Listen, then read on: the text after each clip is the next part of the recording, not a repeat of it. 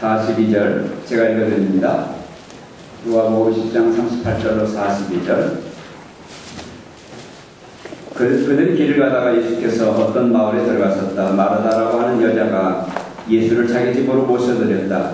이 여자가 마리아라고 하는 동생이 있었는데 마리아는 주님의 발곁에 앉아서 말씀을 듣고 있었다. 그러나 마르다는 여러 가지 접대하는 일로 분주하였다. 그래서 마르다가 예수께 와서 말하였다. 주님, 내 동생이 나 혼자 일하게 두는 것을 아무렇지 않게 생각하십니까? 가서 거두어 주라고 내 동생에게 말씀해 주십시오. 그러나 주님께서는 마르다에게 대답하셨다. 마르다야, 마르다야, 너는 많은 일로 염려하며 들떠있다. 그러나 주님의 일은 많지 않거나 하나뿐이다. 마리아는 좋은 몫을 택하였다. 그러니 아무도 그것을 그에게서 빼앗지 못할 것이다. 아멘. 오늘 우리가 사는 이 시대, 이 세상을 우리는 여러 가지로 특징 지어서 얘기하겠지만 다양한 시대, 다변화의 시대입니다. 그래서 우리는 뭔가 변하지 아니하면 낙오되어지고 또 이렇게 왕따가 되어지고 뭔가 우리가 수고하지 아니하면 안 되는 이런 세상에 살고 있습니다. 그래서 오늘 저와 여러분들이 뭔가를 향해서 부단히 쫓아갑니다. 심지어는 이 누군가를 향해서 막 쫓아가니까 뭔지도 모르고 그 뒤를 쫓아가는 경우들도 참 많은 것이 오늘 현대인들의 모습이 아닌가. 어떤 한 사람이 야 저기 가면 돈이 벌린다더라. 저기 가면 공부를 잘하게 되는 비결이 있다더라. 그런 어떤 소문만 듣고 같이 덩달아서 뛰는 이러한 어떤 목적이 불분명한 사람들의 이 모습이 현대인들의 그런 특징지어진 모습이 아닌가 그런 생각을 합니다. 그러나 그 일들 때문에 우리는 일을 하지 않으면 왠지 모르는 불안감이 있고 일을 하지 않으면 뒤처진다라는 그런 염려가 있고 그런 걱정 때문에는 잠 못 이룰 때가 얼마나 많은지 모릅니다. 그런데 그런 일에 매여서 살다 보니까 그 일이 우리들에게 긴장을 조성하고 그 일은 우리들에게 스트레스를 가중시키고 한 걸음 떠나서 그 일은 우리들에게 염려와 근심뿐만 아니라 우리들 안에 있는 평안까지도 빼앗아가 버린다는 사실. 여러분 정말로 이렇게 사는 것이 온전한 삶이고 바른 삶인지. 그런데 오늘 이러한 유의 삶을 살아가는 한 사람을 오늘 본문은 소개하고 있습니다. 그 사람은 다름 아닌 마르다라고 하는 여인입니다. 오늘 본문은 이런 내용입니다.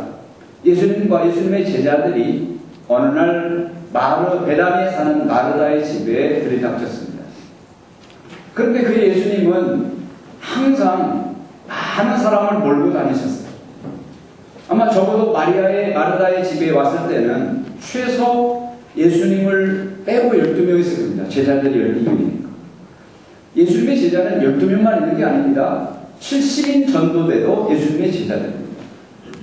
그래서 70명이 왔는지 12명이 왔는지는 모르지만 정말 어느 날 갑자기 부유하지도 않은 집안에 12명, 13명이 들이닥쳤다는 것은 상당히 부담스러운 일인 건 사실입니다.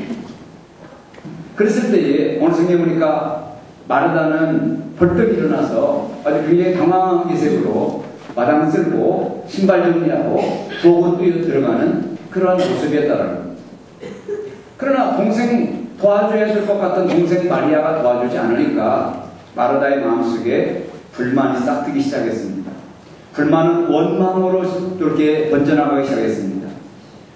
용서할 수 없는 미움과 분노로 확산되기 시작했습니다. 이게 견딜 수 없어서 끝내는 예수님께 가가지고 제가 예수님 발치에만 앉아있는데 좀 뭐라고 좀 해주십시오 하고 원망한 투로 예수님에게 이렇게 말씀드리는 이 내용을 볼 수가 있습니다. 그러자 예수님께서 우리들이 먹는 것을 목적하고 온 것은 아니니까 너무 많은 반찬에 신경 쓰지 마라. 한 가지도 족하다. 그리고 마리아가 지금 내 발치에서 말씀 듣는 일에 주목하고 있는데 저는 좋은 편을 택했다. 결코 그는 그것을 빼앗기지 않고 놓치지 않을 것이다. 라고 말씀을 해주셨다라는 것입니다. 오늘 이 말씀이 오늘 우리들에게 주는 상반된 두 가지의 삶의 어떤 그 스타일을 우리에게 보여주고 있다는 사실입니다. 첫째는 마르다입니다. 오늘 예수님께서 몇 명이든지 모르는 그 동행자들과 함께 베다니의 마르다의 집에 들이닥쳤습니다. 그랬을 때에 이 마르다가 가졌던 첫 번째 생각이 무엇일까요? 굉장한 당황스러움이었을 것입니다. 그러면서 벌떡 일어나면서 그는 무슨 생각을 했겠습니까? 아, 이 사람들을 어떻게 먹이지? 어떻게 이 식구들의 필요를 채워주지? 어떻게 이 일들을 추려내지? 이러한 생각이 물밀듯이 그의 생각을 사로잡았을 것입니다. 그는 용수철처럼 튀어 일어나서 이제 갑자기 들이닥친 이 사람들의 필요를 어떻게 채워줄 것인가에 골똘하면서 그 필요를 채워주는 일에 그는 정말로 마음이 바빠지고 손과 발이 바빠지는 그런 시간들을 가졌을 것입니다. 그러나 도와줄 것을 기대했던 동생 마리아가 도와주지 않습니다. 그러므로 인해 가지고 정말로 사랑하는 자매요, 둘도 없는 피를 나누어 가진 소중한 자매인데 이 가장 가까운 이웃인 이 마리아를 향한 이제 마음들이 불편해지기 시작합니다. 그리고 그 마음은 원망으로 번져가기 시작합니다. 그 원망은 분노로 이제 시작합니다. 용서할 수 없는 그러한 상황으로 번지기 시작합니다. 그래서 정말로 누구보다도 사랑하고 누구보다도 소중히 여기야 될 이 자매 간의 관계에 이제 상처가 있고 금이 가는 것을 볼 수가 있습니다. 무엇이 가져다 준 결과입니까? 일의 우선순위예요. 일의 우선순위. 그러나 그 문제는 거기서 그쳐지지 않고 예수님의 발 앞에 앉아있는 그 동생 이 마리아를 등 떠밀지 않고 이 많은 사람들의 필요를 채우도록 너도 너의 언니와 같이 정말로 가서 뭔가 해야 되지 않겠느냐 하면서 등 떠밀어 주지 않는 예수님께 대한 불편함이 또 시작되었습니다. 왜 예수님은 눈치도 거치도 없으신가? 사람은 많이 몰고 와가지고 왜 나를 도와주라고 동생을 등 떠밀지 않는가에 대한 서운한 감정, 그것이 이제는 원망으로 치닫기 시작하고 이제는 견딜 수 없는 상황에 도달했을 때에 이 마르다는 예수님께 딱 다가옵니다. 그리고 당돌하게 말합니다. 선생님, 마리아에게 뭐라고 좀 말을 해줘야 되는 거 아닙니까? 오늘 여기까지는 동생 마리아의 관계도 이미 상처를 입었을 뿐만 아니라 오늘 종적으로 누구와의 관계도 지금 문제가 된 거예요? 주님과의 관계도 이미 문제가 발생하기 시작한 거예요. 여러분, 무엇이 이러한 결과를 가져다는 것입니까? 일이라는 거예요. 오늘 주님이 밀어닥쳤을 때, 주님의 어떤 일들이 생겼을 때, 아니면 우리들의 여러 가지 어떤 일들이 우리들에게 밀려왔을 때에 오늘 많은 사람들은 이 마르다처럼 그런 생각을 합니다. 이 일을 어떻게 하나? 이 일을 어떻게 추려내야 될 텐데 하면서 일에 매여버리고 일에 포로가 되어지고 일에 이제 떠밀려가지고 뭔가는 분주하게 하지 않으면 안 되는 그런 마르다식의 정말 일처리 방식을 가지고 살아가는 사람들이 오늘 이 시대에 태반에 많은 사람들의 모습이 아닌가 그런 생각을 해봅니다.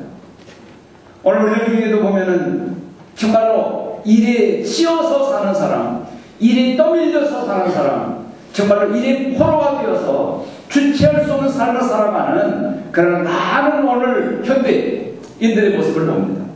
개인이 우리 은광의 성도들 중에서도 정말 끊임없는 일 속에 파묻혀서 정말로 살아가는 모습들을 봅니다. 두 가지 생각이 떠오릅니다. 첫째로는 저러다가 탈라면 어쩌라고. 이게 첫 번째 되는 생각입니다. 정말로 안타까울 때가 많습니다. 두 번째 되는 생각은 그겁니다. 아니 도대체 인생이 무엇인가? 저게 인생인가? 저렇게 일만 하다가 어느 날 갑자기 부름을 받는다면 그 인생이 얼마나 허무하고 얼마나 공허한 인생이 되겠습니까? 우리는 그런 사람들의 뒤를 바라보면서 드는 생각이 저게 인생이란 말인가? 우리는 그렇게 바라면서도 우리는 똑같은 삶들을 답습하면서 살아가는 것이 오늘 우리들의 인생이 아닐까요? 분명 주님은 우리들에게 정말로 그렇게 일에 포로가 되어지고 일에 정말로 떠밀려서 그렇게 인생을 살다가 아무런 즐거움과 행복도 경험하지 못한 채 살아가라고 우리들 이 땅에 보내신 것은 분명 아닐 것입니다. 오늘 저와 여러분들이 이 마르다의 일의 전형을 따라 산다면 오늘 마르다가 경험했던 이러한 이웃과의 관계를 파괴시키고 하나님과의 관계도 불편한 관계로 그렇게 일이 휘맞춰서 그렇게 살아갈 수밖에 없다라는 것을 우리들에게 매우 극명하게 말씀해주고 있다는 사실. 그러나 또 한편의 사람이 있습니다. 그는 누굽니까? 마리아입니다. 예수님의 제자들과 함께 어느 날 갑자기 옛날 오늘날 같았으면은 핸드폰으로 아니면 이메일을 통해서 여러 가지 SNS 매체를 통해서 맨날 며칠 당신의 집에 도착할 테니까 그렇게 알고 준비 좀 부탁합니다 라고 했을 거예요. 그러나 2000년 전입니다. 기별 없이 갑자기 들이닥칠 수밖에 없는 그런 시대입니다. 그때에 베다니 마을 마리아의 집에 예수님과 그 일이 어느 날 갑자기 불현듯이 딱 들이닥쳤을 때에 마리아는 무슨 생각을 했을까요? 아니, 예수님이 오시다니 세상 말로 웬 떡이야 이 생각을 했을까요? 왜냐하면 예수님은 아까 말씀드린 것처럼 12제자를 비롯해서 항상 수많은 사람들이 예수님, 수많은 군중들이 예수님을 옹이하고 다녔거든요. 그래서 이 마리아의 마음속에 그런 생각이 들었을 것입니다. 정말 언제 나는 예수님과 1대1의 그 만남을 가질 수 있을까? 예수님과 언제 한번 그 1대1로 그 깊은 은혜의 교제를 나눌 수 있을까? 하나님이신 예수님이 들려주는 그 꿀송이 같은 음성, 하늘의 음성들을 언제 한번 발치해서 들을 수 있는 그런 기회가 되게 주어질까? 그런 그날을 손꼽아 기다렸을 것입니다. 그런데 어느 날 생각지 않은 날 예수님 문을 쓱 열고 들은 거예요. 아니 예수님, 이게 꿈입니까 생시입니까? 내가 꿈에도 그리고 그렇게 마음에 소원했던 그 예수님을 1대1로 만날 수 있는 바로 그 기회가 오다니요. 내 주님의 발치에서 그 예수님을 경험하며 그 음성을 들을 수 있는 기회가 내게 주어지다니요. 여러분, 마리아가 그 예수님을 놓칠 리가 있습니까? 이 찬스를 놓칠 리가 있습니까? 결코 그럴 수 없습니다. 이게 여러분 마리아가 살아가는 삶의 방식입니다. 여러분 이런 삶의 방식을 선택한 마리아에게 찾아온 것은 뭐였을까요? 첫 번째는 영적인, 심리적인, 종신적인 안정감이었을 것입니다. 마치 어린아이들이 엄마의 품에 안겼을 때에 말할 수 없이 그 품에서 안정감을 경험하듯이 오늘 이 마리아는 오랜만에 주님의 품에 안긴 것 같은 그런 심리적인 영적인 안정감을 맛보았을 것입니다. 두 번째는 오늘 주님이 그에게 들려주시는 그 세미한 음성들, 그 하늘의 꿀송이 같은 보석 같은 그 말씀을 듣는 순간 깨달음이 오고 여러 가지 어떤 그 지혜를 얻는 순간 그의 마음속에 말할 수 없는 희열이 경험되었을 것입니다. 세 번째로는 뭘까요? 말씀을 깨달았을 때에 내가 정말로 주님의 선하시고 기뻐하시고 온전하신 뜻이 무엇일까? 정말로 동서남북 어디에 정말로 이 공을 쳐내야 그것이 하나님이 기뻐하시는 뜻일까? 이거에 대한 불분명한 사실 속에 베일 속에 있다가 주님이 들려주시는 말씀, 그 말씀을 듣는 순간 마리아의 생각 속에 정말로 번쩍 떠오르는 굿 아이디어가 있었을 것입니다. 아, 그거다. 주님께서 그것을 원하시는구나. 내가 그것을 해드리면 주님께서 정말로 기뻐하시고 하나님의 영광이 되겠구나. 그것을 깨달으신 것입니다. 그 진리를 깨닫는 순간 마리아에게 찾아온 것이 뭐였을까요? 자신감이에요. 이제 됐어. 동서남북 헤맬 필요가 없어. 이제는 주님이 원하시는 그것을 내가 발견했어. 그러나 굉장한 자신감을 가지고 정말로 앞으로의 사역들을 펼쳐나갔을 것입니다. 뿐만 아닙니까? 오늘 이 말씀의 깨달음, 말씀이 이 마리아에게 전해진 말씀이 어떤 말씀이었을까요? 알 길은 없습니다. 한 가지 유추할 수 있는 길은 뭐냐면 예수님께서 이제 십자가 지시기 직전에 그리고 예수님의 제자들과 함께 마지막 만찬을 하기 바로 직전에 예수님은 또 한 번 이 베다니 마을에 찾아갔습니다. 베다니 마을에 찾아가셨을 때에 바로 이 장본인 마리아가 장정이 1년 동안 먹지 않고 쓰지 않고 벌어야만 되는 그만큼의 돈 값어치가 되는 인도산 나드 향유를 준비합니다. 그리고 예수님과 제자들이 있을 때에 그 향유 옥합을 깨뜨려서 예수님의 머리에 부어드립니다. 그리고 자기의 머리카락을 풀어서 예수님의 팔을 닦아드립니다. 그런 유다를 믿은 제자들이 왜 이런 낭비를 하느냐고 입을 삐죽거릴 때에 그들의 말들을 막아서는 분이 예수님이었습니다. 뭐라고 말씀하십니까? 너희들은 언제든지 구제할 기회가 있지만 나에게 이러한 아름다운 일들을 행할 기회는 이제 없다. 그런데 바로 이 마리아가 나의 장례를 준비하는 거다. 우리 사람이 죽으면은 어떤 그 썩지 말라고 또 썩는 냄새 나지 말라고 그렇게 그 향을 발라드리잖아요. 그런데 오늘 이 마리아는 바로 그것을 하는 거다. 이 삐죽거리지 말라 하면서 나가서시는 예수님의 모습을 봅니다. 여러분, 마리아가 예수님의 죽음에 임박했을 때에 그 소중한 정말로 향유 옥합을 예수님께 바쳐드리는 이 아름다운 일들이 어디서 출발되었을까요? 아마 예수님의 발치에 앉아서 이런저런 얘기를 하셨을 때 그 중에 한 말씀이 나는 이제 얼마 있지 않냐면 나는 십자가 지고 죽는다. 그 말씀을 하셨을 거예요. 그 말씀에서 힌트를 얻었던 이 마리아는 옳거니 그거다. 아마 그 순간부터 그는 그 모든 자기의 동원할 수 있는 돈과 꼬리꼬리 모아놓은 돈들을 다 털어서 인도산 향유 옥합 그 향유를 하나씩 준비하기 시작했는지도 모릅니다. 오늘 그렇습니다. 오늘 마리아의 삶의 전형을 따라 사는 사람들은 항상 이렇게 삽니다. 그래서 그는 그 어떤 일보다도 우선적으로 하나님의 발치에 앉는 일에 우선순위를 부여하고 일의 가치를 부여하고 그 일을 위해서 애쓰며 노력하는 그런 삶들을 살아간다는 사실입니다. 그러나 그렇지 아니하고 내게 있어서 중요한 일도 중요한 일이지만 내게 있어서 우선순위는 급한 일이야 라는 사실에 가치를 부여하고 거기에 우선순위를 부여하면서 살아가는 사람들은 예의 없이 모든 사람들은 누구의 전형을 따라 사는 겁니까? 마르다의 삶의 전형을 피할 길이 없다는 사실이에요. 그리고 그 일을 고집하고 살아가는 한 우리들에게 있어서 내 안의 불편함, 이웃과의 관계의 상처, 그리고 궁극적으로 하나님과의 관계에도 문제가 발생할 수밖에 없다는 사실이에요. 이것이 오늘 본문 우리에게 주시는 아주 굵직한 메시지입니다. 오늘 사랑하는 성도 여러분, 오늘 여러분들은 마르다의 삶의 전형을 따라 살아가는 사람입니까? 아니면 마리아의 삶의 전형을 쫓아 살아가는 사람입니까? 오늘 한 걸음 더 나가서 우리 예수님의 모습을 보십시다.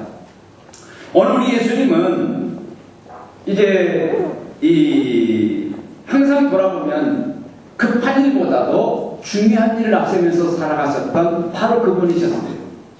우리 예수님은 이른 아침부터 눈 뜨자마자 병자들이 몰려오기 시작합니다. 예수님을 집을 나서면은 정말로 군중이라고 하는 그만큼 많은 사람들이 항상 따라붙습니다. 예수님의 사생활이 없을 정도였습니다. 얼마나 피곤한 삶들을 사셨습니까? 그럼에도 불구하고 새벽 미명이 되시면 어김없이 일어나셔서 한적한 곳으로 가서 하나님과의 그 중요한 그 관계를 다지는 일에 우선순위를 부여하면서 살아셨던 것을 볼 수가 있습니다. 우리 주님께서 요한복음 17장에 가서 보면 아버지께서 내게 하라고 주신 그 일을 내가 이루어 아버지를 이 세상에서 영화롭게 해드렸다라는 그러한 기도를 하셨다고 볼 수 있습니다. 아버지께서 내게 하라고 주신 그 일을 내가 이루어서 아버지를 이 세상에서 영화롭게 해드렸다. 하나님께서 아버지 되신 하나님께서 주님에게 하라고 명하신 일이 뭐였습니까? 영혼을 구원하는 일이잖아요. 제자를 삼는 일이잖아요. 그 일을 명하셨는데 우리 주님은 짧은 3년 반이라는 그 공적인 생애에서 그 일들을 이루어서 아버지 되신 하나님을 영화롭게 해드렸다라는 거예요. 여러분, 바로 이 일은 우리 주님께서 우선순위를 붙잡았기 때문에 그렇습니다. 급한 일도 있지만은, 나를 필요한 많은 사람들이 있지만은, 그보다도 더 우선적으로 성부 하나님과의 이 관계를 돈독히 하고 친밀히 하는 그 일에 우선순위를 부여하면서 살았기 때문에 3년 반이라는 짧은 시간 동안 그 일들을 이루셨고, 그리고 끝내는 십자가에서 못 박여 죽으실 때에 뭐라고 하셨습니까? 다 이루었다라고 말씀하셨다. 오늘 저와 여러분들이요, 정말로 중요한 일, 하나님과 나와의 이 종적인 관계를 더욱더 돈독히 세우는 그 일에 집중하며 살면 오늘 우리들에게 심령의 공허함과 어떤 일에 쫓기는 것 같은 어떤 불안함과 평안을 잃는 일, 그런 일들은 없을 것입니다. 그리고 우리 주님처럼 감히 조심스럽지만 나는 이제 여한이 없다. 나는 내일에 만족하면서 살았다. 나는 정말로 이 세상에 왔던 그 모든 일들을, 나는 달려갈 길을 다 달려가고 내게 주어진 사명들을 나는 마쳤다. 이 그리스도적인 고백, 바울적인 그런 고백이 여러분들의 고백이 될 줄 믿습니다. 우리 주님은 또 십자가를 지셔야 되는 그 심각한 일 앞에서 행하셨던 일이 뭡니까? 겟세마네 동산에 가셔서 피가 흐르는 땀방울이 되도록 기도하시면서 하나님 앞에서의 자기 사명을 다시 한번 확인하고 붙잡고 그것의 의미를 부여하는 그런 시간들을 가지셨던 것들을 볼 수가 있습니다. 오늘 이 말씀을 통해서 우리 주님의 이러한 삶의 이 전형을 통해서, 그리고 마리아의 삶의 전형을 통해서 오늘 우리가 이 세상을 어떻게 살아야 되는가에 대해서 매우 극명한 그런 메시지를 던져주고 있다고 생각합니다.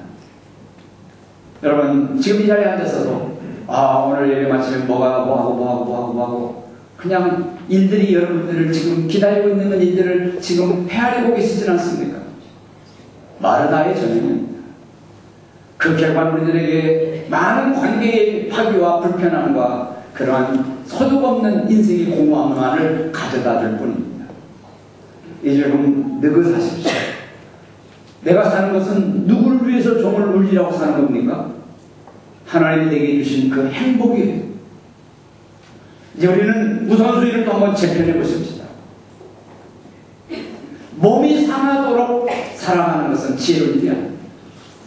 하나님은 우리들에게 인생을 즐기라고 주셨어요. 행복하라고 주셨어요.